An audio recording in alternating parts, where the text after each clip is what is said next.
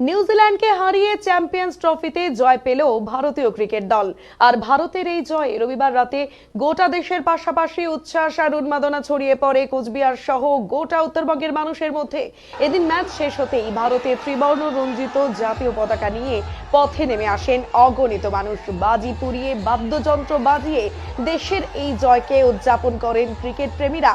রবিবার 25 বছর পর চ্যাম্পিয়ন্স ট্রফির ফাইনালে দুবাইয়ে মুখোমুখি হয় ভারত নিউজিল্যান্ড। এদিন টসে জিতে প্রথমে ব্যাট করার সিদ্ধান্ত নেয় নিউজিল্যান্ড।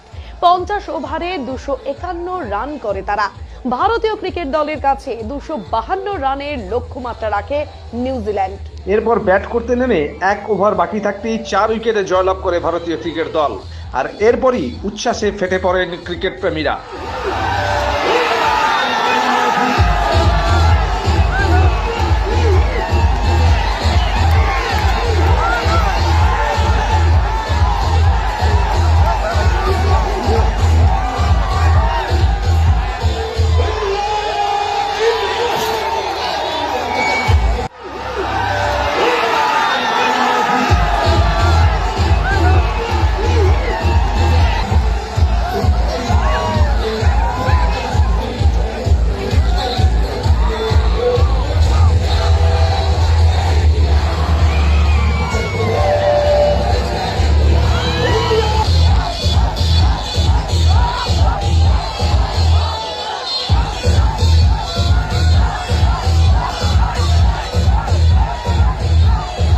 সততার সাথে ঐতিহ্যের মেলবন্ধন।